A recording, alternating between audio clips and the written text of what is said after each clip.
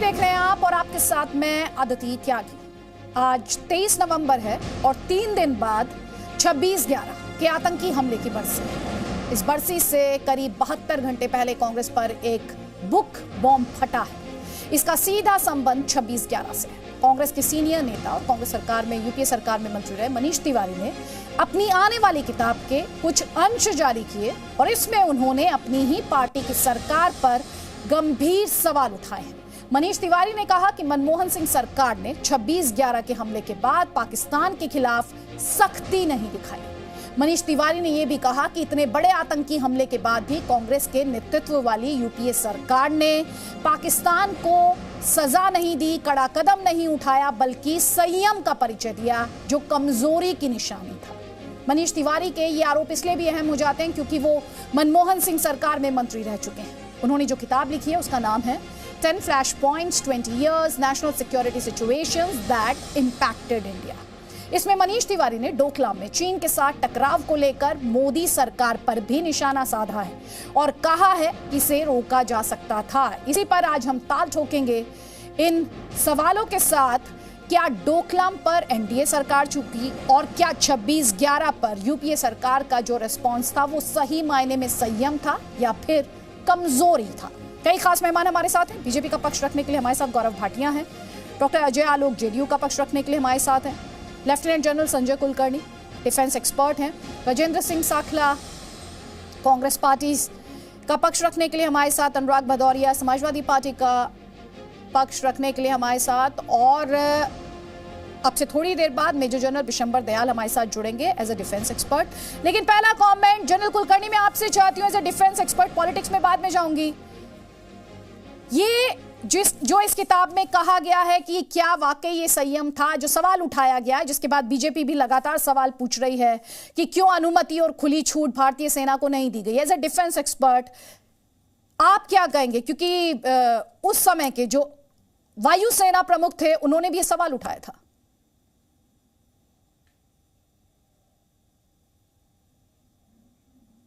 General Kulkarni आप मुझे सुन पा रहे सर? जनरल कुलकर्णी तक आवाज नहीं जा रही। गौरव भाटिया, किताब के एक अंश में यूपीए सरकार से सवाल है तो दूसरे अंश में डोकलाम को लेकर एनडीए सरकार से भी सवाल है। आपका जवाब? अदिति जी देखिए, सबसे पहले तो कांग्रेस का ही नेता जो पूर्व में केंद्र मंत्री रहा है वो कांग्रेस की सरकार पर राष्ट्र सुरक्षा से जुड़े मुद्दे पे एक वक्तव्य देता है किताब में। क्या ये अहम नहीं है कि पूरा राष्ट्र उनसे ये सवाल पूछे कि हमारी वीर सेना जो अच्छों को धूल चटा देती है, जिसने पाकिस्तान के 2 टुकड़े कर दिए, जब मुंबई पर आतंकी हमला हुआ और तत्कालीन air chief marshal Fali Homi Major ji ने अनुमति मांगी, तो ये कैसा लकवा था जो पूर्व प्रधानमंत्री मनमोहन सिंह जी को और सोनिया गांधी को मार गया कि उन्होंने अनुमति नहीं दी। हमारी वीर सेना कहती रह गई कि हम पाकिस्तान को सबक सिखाएंगे, लेकिन क्या सोनिया गांधी जी, राहुल गांधी जी हमारी वीर भारतीय सेना पे विश्वास नहीं करते थे? और ये हम नहीं कह रहे, ये कांग्रेस के ही पूर्व मंत्री बता रहे हैं कि ऐसा हुआ। दूसरी बात देखिए, जब भी राष्ट्रीय सुरक्षा का मुद्दा आता है तो ये दुर्भाग्यपूर्ण है कि कार्रवाई तो कांग्रेस की सरकार नहीं करती थी, लेकिन राहुल गांधी सुबह 3-4 बजे तक नाच गाना भी कर रहे थे। उनको कोई चिंता नहीं थी कि हमारे पुलिसकर्मी जो हैं, एनएसजी कमांडो हैं, उन्होंने देश के लिए सर्वोच्च बलिदान दिया है।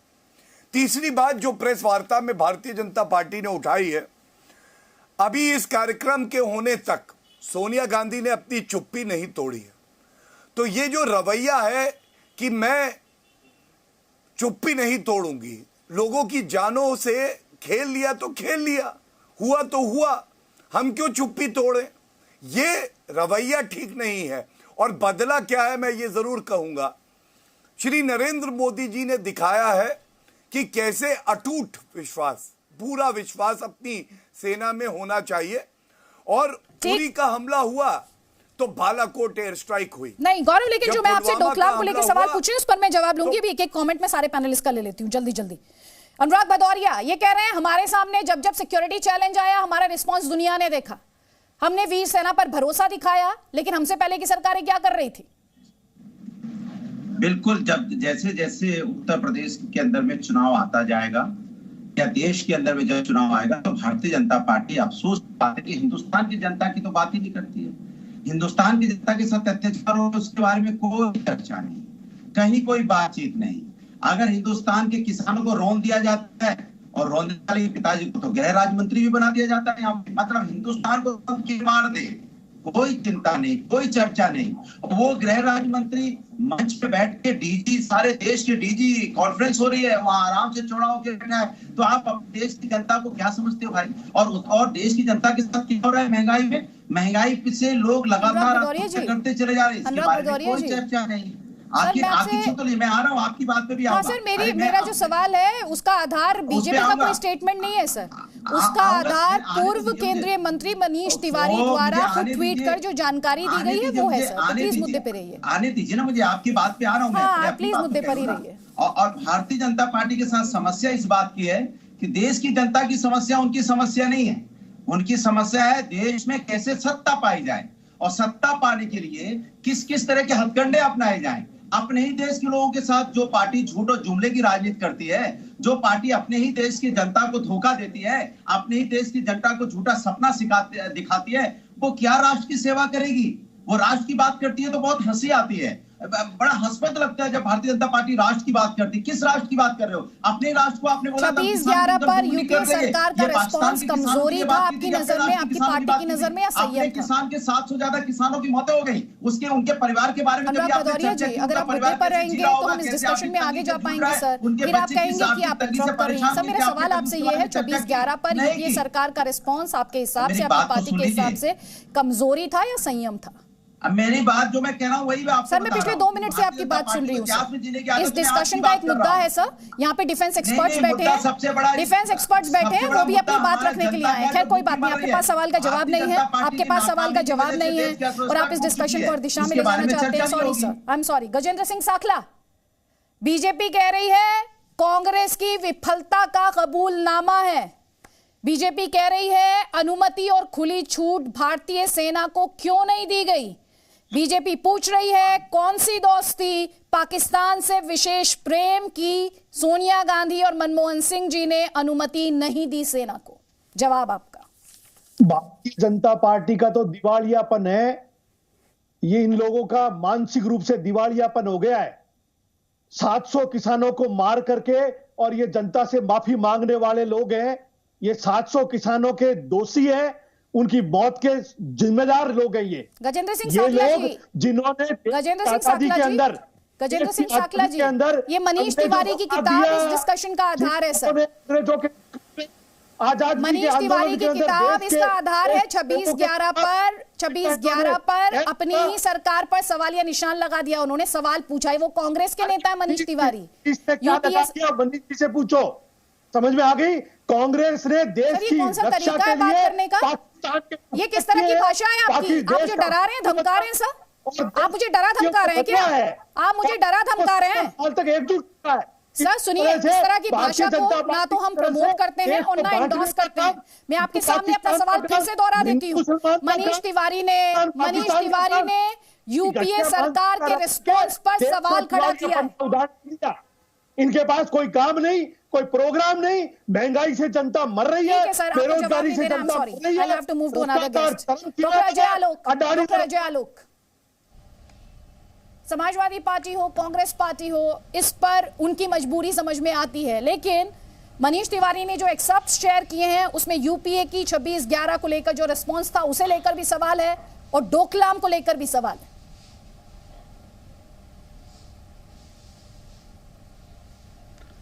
देखिए, मैं सीधे बोलता हूं कि मनीष तिवारी जिस वक्त 2009 हुआ था 26/11, मनीष तिवारी कैबिनेट में मंत्री थे। उस वक्त उनके मुंह में जबान में आवाज़ नहीं आई, उस वक्त देश उनको नहीं सूझा, आज सूझा है, अच्छी बात है, मैं स्वागत कर रहा हूं इस चीज़ का। दूसरी बात, मैं आपके चैनल से बस जनता से ये पूछना चाहता हूं, ये बार बार समाजवादी पार्टी, कांग्रेस पार्टी हर बात में सत्ता ले आती है, किसे मिलनी चाहिए सत्ता? आतंकवादियों को जो मारे, टेररिस्ट को जो मारे, पाकिस्तान को जो मारे, उसे सत्ता देंगे? या आतंकवादियों की मौत पे जो रोए और आतंकवादियों को जो कोर्ट से छोड़ दे, अपने चार्जेस वापस से ले, सत्ता उसे देंगे? देश की जनता तय कर ले। समाजवादी पार्टी का इतिहास रहा है, अयोध्या कोर्ट से इन्होंने आतंकवादी हमले में आरोपित व्यक्तियों को छोड़ दिया, केस विड्रॉ किया। कांग्रेस का इतिहास रहा है, सोनिया गांधी बटला हाउस एनकाउंटर में रोने लगती हैं। पाकिस्तान के साथ हमेशा सॉफ्ट स्टेट की तरह बिहेव किया गया। कौन सी नई बात है? और रही सत्ता की बात, तो मैं तो ताल ठोक के कह रहा हूं आप ही के प्रोग्राम में कि देश की जनता तय करे कि आतंकवादियों को मारने वाले को सत्ता देंगे कि आतंकवादियों को बचाने वाले को सत्ता देंगे। बात खत्म। ठीक है, फेयर इनफ। जल्दी से एक कमेंट लूंगी। जनरल बिशंबर दयाल, आपका 26/11 संयम था या कमजोरी थी? उसको रिस्पांस, उसके लिए जो रिस्पांस सरकार से अगले चुनाव के अंदर एक एक वोट से जवाब लेगी देश की जनता कि किस तरह से किसानों को इन्होंने मारा है। और आपका नाम बिशंबर दयाल नहीं है सर। जब आपकी बारी आएगी तब आप बोलिएगा सर, और मुद्दे पर बोलिएगा। 26/11 कमजोरी थी, 26/11 कमजोरी थी सर। इस तरीके से बात नहीं करिए प्लीज, इस तरह से बात नहीं कीजिए, इस तरह से बात नहीं कीजिए। अब आप बात करूं, मुद्दे से कहीं भी चले जाते हैं सर। आप मुद्दे पे रहिए ना please. Please Bishambar Dayal ji, Bishambar Dayal ji please, Bishambar Dayal ji please. आप इनको चुप कराएंगे तो मैं बात करूंगा, आप इनकी आवाज कम कर दीजिएगा। सर चुप करा दिया सर, आप बात रखें। देखिए, ये सब पॉलिटिकल ड्रामा है और इस देश में एक फैशन है, और मैं समझता हूं यूपीए भी समझती है और आज की सरकार भी समझती है कि पाकिस्तान बैशिंग इस देश में सबसे अच्छा इमोशनल कॉर्ड स्ट्राइक करती है, और पाकिस्तान बैशिंग जो है वो पैशन लाती है और पाकिस्तान के खिलाफ एक नफरत सी फैलाती है, और जो कि होनी चाहिए, क्योंकि पाकिस्तान ने सन 47 के साथ पाकिस्तान के अवाम ने वहां जो डीप स्टेट है उसको कभी कंट्रोल नहीं किया और उसने भारत के खिलाफ एक साजिश की है। तो ये जेन्युइन बात है, हमारे अंदर गुस्सा होना चाहिए, पैशन होना चाहिए, और हमें उससे नफरत करनी चाहिए, इसमें कोई शक की बात। दूसरी बात, ये जैसे तिवारी जी ने लिखा है, अभी एक सज्जन ने बहुत अच्छी बात बोली कि भाई उसको रिजाइन कर देना चाहिए था। एक भारत में ये भी नया फैशन है कि जब मैं कुर्सी पर हूं तो ये होना चाहिए था, उस नहीं हुआ, मैंने रिजाइन नहीं किया, मैं चुपचाप रहा, 5 साल बाद किताब लिखी और अपना एक बिजनेस बना लिया। साहब ये भी एक बहुत गलत वो है। तीसरी बात, मैं मुद्दे पर आता हूं। देखिए साहब, वो संयम बरता, कमजोरी नहीं थी। भारत कभी भी कमजोर नहीं है पाकिस्तान के खिलाफ, वो सरकार का रवैया था। और ऐसा नहीं है कि भाई वो सरकार कमजोर थी या सेना कमजोर थी। हमेशा हर चीज को मतलब तलवार का बदला कभी कभी तलवार से नहीं लिया जाता, और मैं उनमें से हूं कि जो एंड स्टेट में बिलीव करता हूं। और अगर एंड स्टेट नहीं आप हासिल कर सकते, अगर उसने उरी कर दिया, आपने स्ट्राइक कर दी, उसने बालाकोट कर दिया, उसने पुलवामा किया, आपने अब एंड स्टेट तो वही है ना। तो एंड स्टेट अगर 2008 में भी आप लड़ाई करते, 2002 में क्या हुआ? उसने पार्लियामेंट पर अटैक किया, साहब आपने पूरी सेना मोबिलाइज कर दी, पूरी की पूरी छूट दे दी, 1 साल तक आप बॉर्डर पर रहकर वापस आ गए। हासिल क्या हुआ?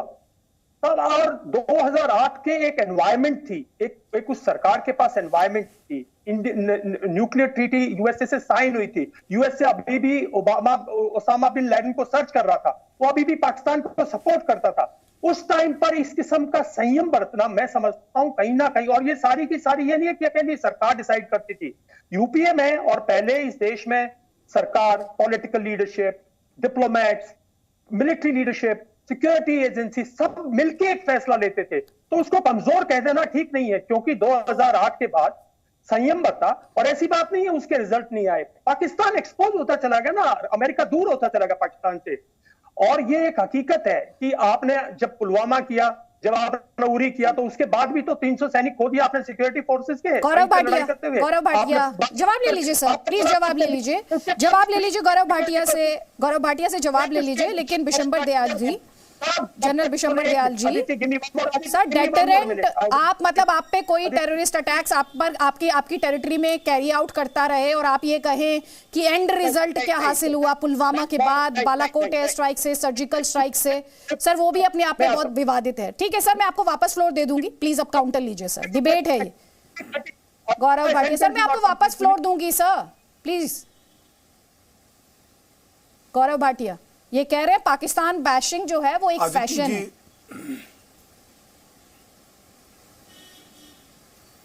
देखिए अदिति जी, सबसे पहले तो यहां सपा के प्रवक्ता बैठे हैं, आपने आज चर्चा का विषय शायद उन्हें बताया ही नहीं। वो आज पेट्रोल डीजल और किसानों पे बात करने आए हैं। असली मुद्दों से ध्यान वो उनका अपना अधिकार है, लेकिन मैं इतना ही कहूंगा अनुराग भदौरिया प्लीज, जब और पैनलिस्ट बोल रहे हो तो आप इंटरप्ट ना करें, क्योंकि आपको कोई इंटरप्ट नहीं कर रहा था। प्लीज गौरव भाटिया की आवाज प्लीज। 700 किसान हमारे आपके भाई थे। गौरव भाटिया की आवाज। मैं कैसे ऐसे बोलूं बताइए? देखिए वाहियात प्रवक्ता आते हैं, नहीं जी, ठीक चिल्लाने है, लगते हैं। गौरव बात पूरी करें प्लीज। गौरव भाटिया जवाब दे जो सवाल उठाया विशंबर जी ने। देखिए, सपा के प्रवक्ता को यह जानना जरूरी है, जो देश की मूल भावना है कि देश रहेगा तो हम सब रहेंगे, तब तो हम चर्चा कर सकते हैं किसी भी विषय पे। और आज जो इतनी बड़ी एक बात उजागर हुई है, जो स्वीकारा है, जिसको हमने बताया है कांग्रेस की विफलता का कबूलनामा, मैं स्तब्ध रह गया कि एक शब्द सपा ने उस पे नहीं बोला। एक बार ये नहीं बोला कि देश की सुरक्षा के साथ जो छेड़छाड़ की गई है वो कितनी गलत है, और इनसे उम्मीद क्या की जा सकती है। आजम खान इन्हीं के पार्टी के वरिष्ठ नेता है, अदिति जी, वो कहते हैं जो कारगिल की चोटी को फतेह करते हैं वो जवान अल्लाह अकबर के नारे लगा रहे थे, उसमें भी धर्म ले आते हैं, इसलिए इनकी बात छोड़िए।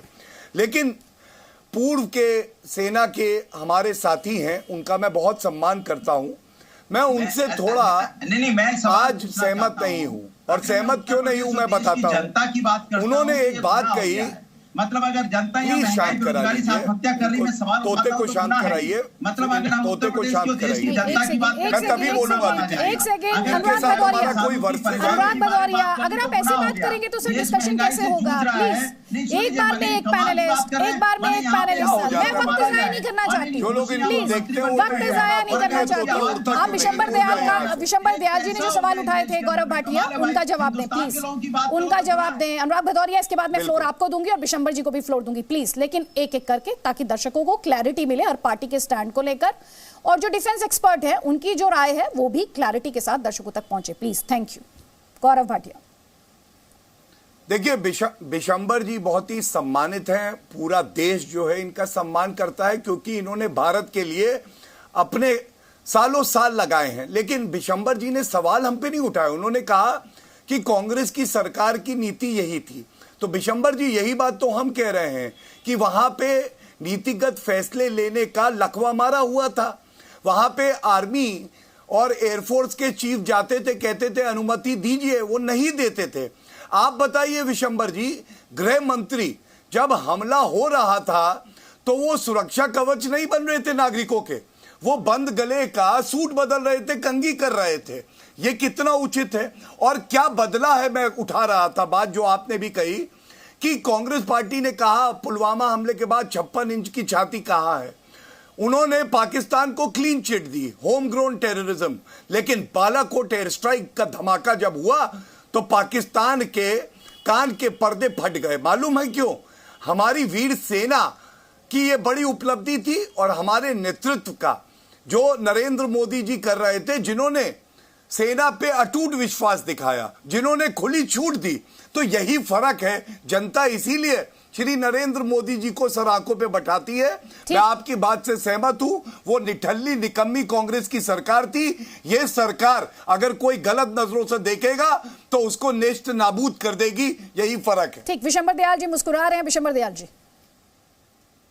मुस्कुरा मैं इसलिए रहा हूं कि मैं एक छोटा सा पहले इस बात को दे दूं। देखिए साहब, 2008 में कांग्रेस के सिर्फ 145 एमपी थे, और अगर देश मनमोहन सिंह से इतना नाराज होता तो 2009 में उनको 206 एमपी नहीं देता साहब कांग्रेस को। तो ये देश है, वक्त पे देखता है, हर चीज को अच्छी तरह समझता है। लेकिन मैं कुछ बात जो बताना चाह रहा था उस टाइम पे, देखिए ये फैसला एक बहुत बड़ा फैसला होता है कि आपकी नेशनल पावर क्या है, आपके पास क्या कैपेबिलिटी है। बाद में ये कह देना ये कर देना था, वो कर देना। मैं आपको बताता हूँ, एयर स्ट्राइक के लिए सिर्फ Su-30 MKI और सिर्फ मिराज 2000 थे। मिराज 2000 बालाकोट में इस्तेमाल हुए।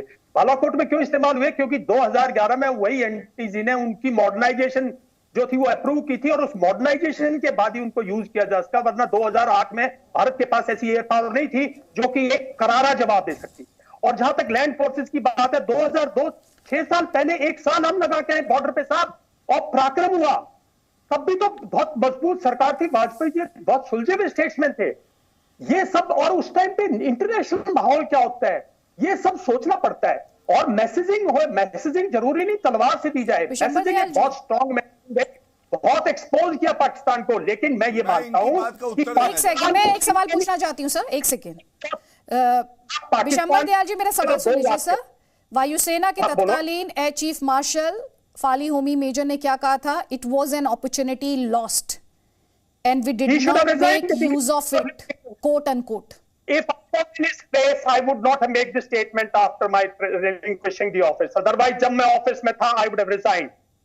देखिए साहब, मैं आपको हकीकत बता रहा हूं, ये 2 एयरक्राफ्ट से कल भी आप मुझे जवाब दे देना, 15 दिन बाद भी उनको एयरफोर्स चीफ को बुला के जवाब देना।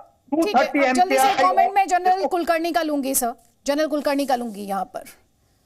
26/11 पर यूपीए सरकार का जो रिस्पॉन्स था उसे लेकर सवाल उठाए, और ये वही मनीष तिवारी हैं जो सरकार में मंत्री थे। अदिति जी, बात ऐसी है, सब का अपना अपना व्यू पॉइंट होता है, तो इसमें कोई शक नहीं कि जो पाकिस्तान है वो आतंक का सौदागर है। We have missed an opportunity, इस पे भी कोई शक नहीं। Action speak louder than word, इस पे भी कोई शक नहीं होना चाहिए। जब संयम बरतना है तो संयम बरतने का तरीका होता है, पर ये जो संयम है, और खासकर अगर एयर चीफ मार्शल मेजर, जिन्हें मैं खुद जानता हूं, अगर उन्होंने प्रस्ताव रखा है तो वो प्रस्ताव किसी मकसद से रखा है। उन्होंने इस बात को छुपाया नहीं, उन्होंने इस बात को बाद में भी नहीं कहा, उस वक्त भी कहा, और air force was capable and air force was very much capable of doing a strike of the kind of Balakot or any kind of strike that the government would have then decided, but नहीं किया, जो भी कारण है नहीं किया।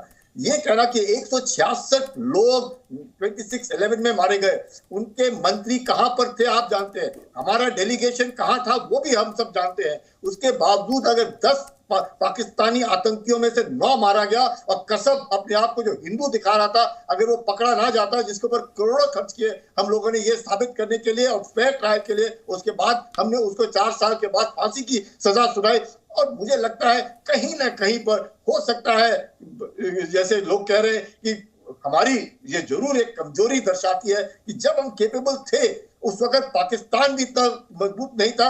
अगर हम ये कहें कि क्या पाकिस्तान के पास आज भी नहीं है और तब भी नहीं था, तो हमारी काबिलियत है, हम तो साफ जानते हैं, हमें मालूम है हमारे में क्या काबिलियत है, हम कहां तक जा सकते हैं, कितना जा सकते हैं, सबको मालूम है। इसके लिए हमें, आपने जो पॉइंट उठाया जनरल कुलकर्णी जो आपने पॉइंट उठाया, वही सवाल मैं उठाऊंगी गजेंद्र सिंह साकला से। डॉक्टर अजय आलोक, मैं दूंगी आपको फ्लो, मैं फ्लो दूंगी। एक सवाल लेती हूँ गजेंद्र साकला से, फिर मैं आपको फ्लोर दे दूंगी प्लीज, क्योंकि जिस पॉइंट पे उन्होंने रखा उसी को आगे कंटिन्यू करते हुए। गजेंद्र सिंह साकला, राष्ट्र मजबूत था, उसे मजबूर क्यों दिखाया? अदिति जी, मजबूर नहीं दिखाया। मैं आपको बार बार ये बात कह रहा हूं, जैसे अभी हमारे विशंबर दयाल जी ने भी बात बताई है, कोई भी एक्शन लेने के अंदर बहुत बातों का ध्यान रखना पड़ता है। ये बिना हड्डी की जबान है, हर जगह बैठ के लप मर्जियां वैसे कर दो, लेकिन जब आपको एक्शन लेना है तो आपको इंटरनेशनली सोचना पड़ेगा, देश हित में सोचना पड़ेगा, रक्षा विशेषज्ञों से बात करनी पड़ेगी, अपोजिशन लीडर से बात करनी पड़ेगी, आप अपने रक्षा के संसाधन देखने पड़ेंगे, सब कुछ देख करके। चलिए आज आप ये बताइए क्या मजबूरी थी? रखा है ना, मजबूरी बता दीजिए सर। और पाकिस्तान के टुकड़े किए इसी सेना ने किए, बार बार यहाँ बैठकर भारत की सेना को और भारत, मैं आपसे बात कर रही हूँ 26/11 को लेकर, 26/11 को लेकर मैं आपसे बात कर रही हूँ सर। आपकी पार्टी के जो नेता है वो 26/11 को लेकर उनका ये रिस्पॉन्स है, उसको लेकर उनका ये सवाल है। जैसे गणतंत्र को और भारत जैसे गणतंत्र को और पूर्ववर्ती सरकारों को कमजोर करने की साजिश जो लोग रच रहे हैं, जो लोग पाकिस्तान के सरकारों को कमजोर करने की, यह तो लोकतंत्र है, जनता वोट करती है। अभी तो विशंबर दयाल जी ने बताया कि आपकी पार्टी वापस आ गई, स्ट्रॉन्गर वापस आ गई। अब आप ये कह रहे हैं कि 13 साल बाद आपकी पार्टी को कमजोर किया जा रहा है। ये सवाल तो तत्कालीन एयर चीफ भी उठा चुके हैं ना सर, ये सवाल तत्कालीन एयर चीफ भी उठा चुके हैं। प्लीज डॉक्टर अजय आलोक, सरकार कमजोर थी, मजबूरी बता दीजिएगा दोबारा जब मैं सवाल पूछूंगी आपसे, प्लीज। डॉक्टर अजय आलोक, इसके बाद गौरव भाटिया, प्लीज। आदिति जी, हाँ जी आदिति जी, मैं विशंबर जी की बहुत इज्जत करता हूं, उन्होंने बहुत बड़ी बात कही है। अभी उन्होंने कहा कि 2008 में हमारी एयर स्ट्राइक पावर उतनी केपेबल नहीं थी कि हम अटैक कर सकें। 2004 से यूपीए सरकार के घास चुल रही थी 4 साल से कि हमारी एयर स्ट्राइक कैपेबिलिटी नहीं थी कि हम पाकिस्तान पे अटैक कर सकें। ये क्या सरकार की लापरवाही नहीं, अगर विशंबर दयाल जी सही हैं तो? दूसरी बात, ये हमला 2009 में हुआ था और वापस बालाकोट जो हमने किया, तो डेटरेंट वैल्यू कोई चीज़ होती है जिसको स्ट्रैटेजिक इंपॉर्टेंस कहते हैं। अगर हम ये बालाकोट नहीं करते तो क्या आपको लगता है कि दोबारा पुलवामा जैसी घटना करने की और हिम्मत इनकी नहीं बढ़ती? डेटरेंट वैल्यू एक स्ट्रैटेजिक अफेयर है जिसको हमेशा हर कंट्री को इस्तेमाल करना चाहिए। आज इजराइल भी करता है, अगर हिंदुस्तान ने पहली बार करना शुरू किया है तो इससे अगर हमारे देश की सीमा सुरक्षित होती है तो क्या अच्छी बात नहीं है? संयम दिखाना बिल्कुल सही बात है, शांति का पक्षधर होना सही बात है, लेकिन शांति का मतलब ये नहीं है कि कोई आपके ऊपर चढ़ के आपको मारते जाए और आप संयम के नाम पर उसको छोड़ते जाएं। और अगर हमारी एयर स्ट्राइक नहीं थी केपेबल 2008 में तो ये बहुत गंभीर विषय है, और आप जैसा जिम्मेदार व्यक्ति ये कह रहा है तो इसकी तो वापस रिपीट ऑडिट होनी चाहिए कि 4 साल से चुनी हुई सरकार कर क्या रही थी। ये बहुत गंभीर मामला है। फिर सर 26/11/2008 था, 26/11 वर्ष 2008 था। Just a factual correction there. Gaurav Bhatia,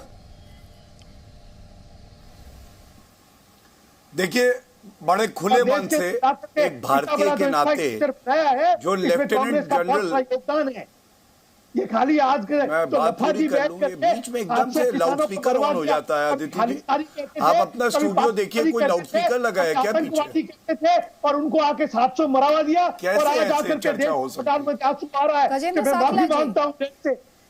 Sakla जी, आपसे मेरा सवाल ये है, आपसे मेरा सवाल ये होगा, सर सोच लीजिए तब तक जवाब। आपसे मेरा सवाल यही है कि 26/11 को लेकर यूपीए सरकार की क्या मजबूरी थी, वो जवाब आप सोच लीजिए। गौरव भाटिया,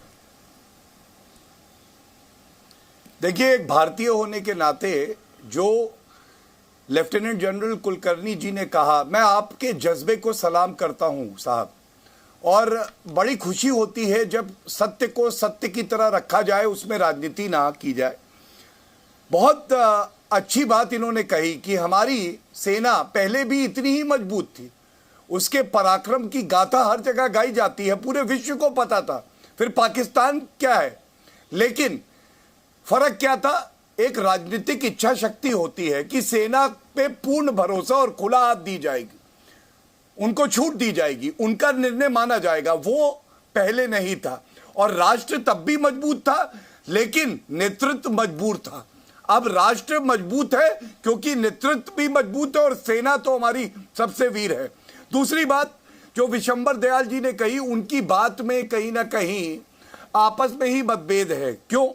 उन्होंने कहा कि तब कैपेबिलिटी कम थी, तो विशंबर जी 10 साल रफेल नहीं आए क्योंकि कांग्रेस पार्टी कमीशन खोरी करती रही। 42 स्क्वाड्रन 33 पे आ गए। आज हमारी सेना के पास रफेल भी है, चिनूक भी है, अपाचे भी हैं, और आज ही हम देख रहे थे किस तरह से विंग कमांडर अभिनंदन जी को वीर चक्र मिल रहा था। आप भी जानते हैं हमारी सेना इतनी वीर है कि MiG-21 बाइसन से उन्होंने F-16 गिरा दिया। ये क्या दर्शाता है? ये दर्शाता है जज्बा होना चाहिए, और हमारी सेना के पास आप जैसे अधिकारी रहे हैं वो जज्बा है। और अंत करूंगा, बड़ा फैसला होता है, ये आपने कहा, बिल्कुल होता है। Balakot air strike, surgical strike छोटा फैसला नहीं था, लेकिन वो इच्छा शक्ति भी होनी चाहिए जो उस वक्त नहीं थी। यही बात हम उठा रहे हैं, और जा खाता ना बही, जब फाली होमी मेजर जी ने कह दिया तो वही बात सही। उन्होंने अनुमति मांगी, मनमोहन सिंह जी नहीं दे पाए, ये खुलासा हुआ है। कांग्रेस पार्टी को इस पे जवाब देना चाहिए। जी, अभिनंदन जी आप ग्रुप कैप्टन है, अभिनंदन जी आप ग्रुप कैप्टन है, just to be factual. Vishambar ji उस वक्त विंग कमांडर थे, हाँ जी, उस समय विंग कमांडर थे, अब ग्रुप कैप्टन हैं, विंग कमांडर थे।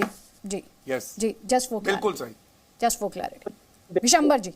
अदिति, हाँ जी, देखिए अदिति, जो मैं बात कह रहा हूं उस मुद्दे से लोग भटक रहे हैं सब।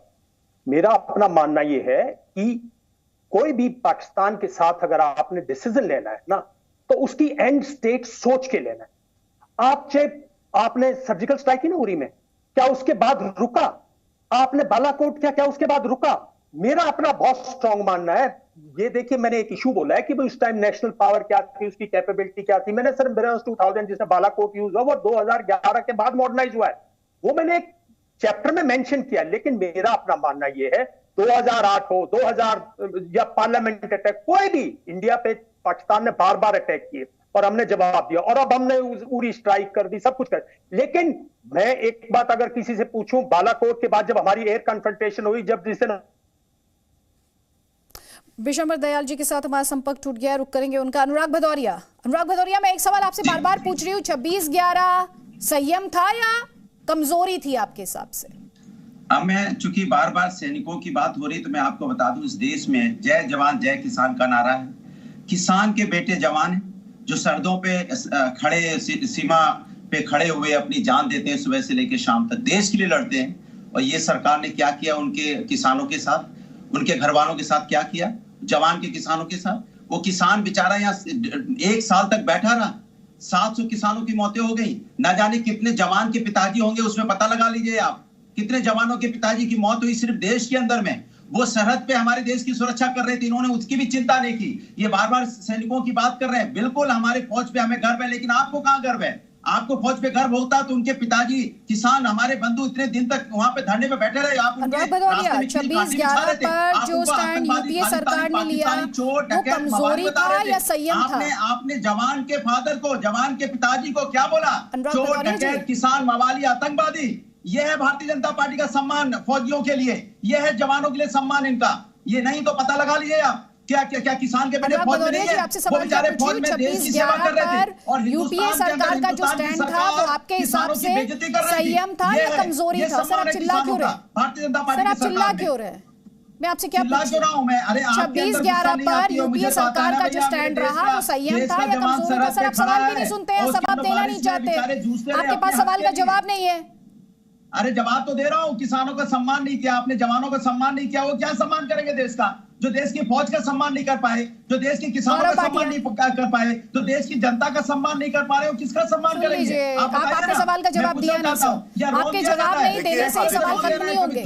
आप बस ये कह रहे हैं कि बीजेपी सैनिकों का अपमान करती है, आप बस ये कह रहे हैं, आप ये आरोप लगा रहे हैं कि बीजेपी सैनिकों का अपमान करती है। गौरव भाटिया, बड़ा की बात है, आपका भी खोलाइए खून, आपका भी खोलना चाहिए, क्यों नहीं आपका खून खोल रहा है, मैं ये जानना चाहता हूं।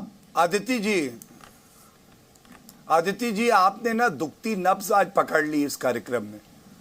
और क्यों मैं कह रहा हूं, आपने देखा यूपी के 2 लड़के आज भी लगता है एक साथ ही हैं। जवानों का अपमान नहीं था, ये बताइए, जो जवान सड़क पे थे क्या उनके घरवालों का अपमान नहीं है? चुप कराइए, अपने समय में भी बोलेंगे, हमारे में भी बोलेंगे। डिबेट मर्यादित तरीके से होनी चाहिए, भाषा पर संयम होना चाहिए। प्लीज अनुराग भदौरिया जी सुनिए, आप जवाब सुनिए। सर आप बोल रहे थे तो इंटरप्ट नहीं किया, आपने सवाल का जवाब भी नहीं दिया। सर आपने सवाल का जवाब नहीं दिया। प्लीज ये डिस्कशन दर्शकों के लिए है, ये डिस्कशन दर्शकों के लिए। प्लीज गौरव भाटिया का जवाब, गौरव भाटिया का जवाब, गौरव भाटिया का जवाब प्लीज। देखिए इससे क्या बात करना, भगोड़ा कहीं का भगोड़ा ये भागता रहता। देखिए आपके चैनल पे आज ये बात स्पष्ट हो गई आदित्य जी, कोई बड़ी बात नहीं है कि यूपी के लड़के फिर से एक हो जाएं, अखिलेश यादव और राहुल गांधी, क्योंकि कांग्रेस के खिलाफ तो एक शब्द नहीं बोला जा रहा है इस जिन्ना वाली पार्टी के प्रवक्ता का।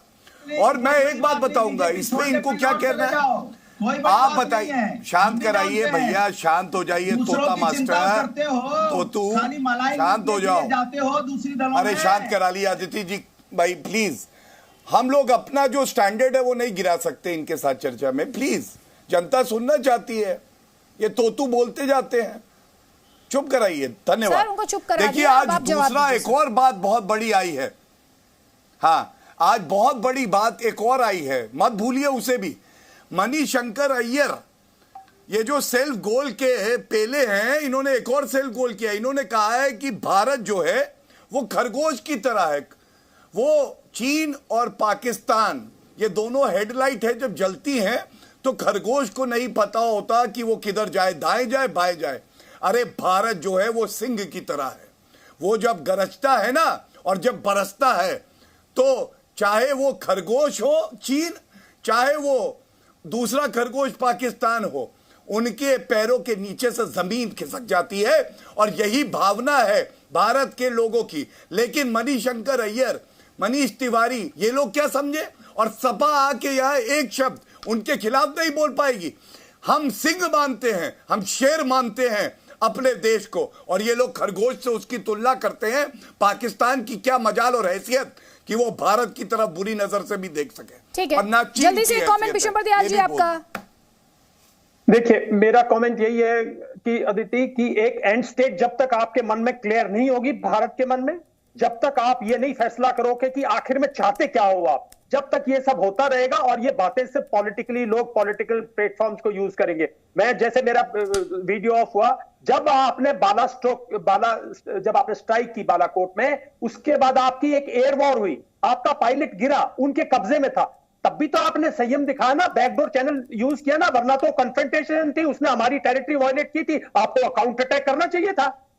ये सब स्ट्रैटेजिकली, और जो इंपॉर्टेंट लोग वो डिसाइड करते हैं कि what is the best method. उपलब्धि नहीं थी नेशनल पावर पहले। National power. विशंबर जी एक सवाल लीजिए, सवाल लीजिए प्लीज, आपका बड़ा सम्मान करता हूं मैं, एक सवाल लीजिए मेरा।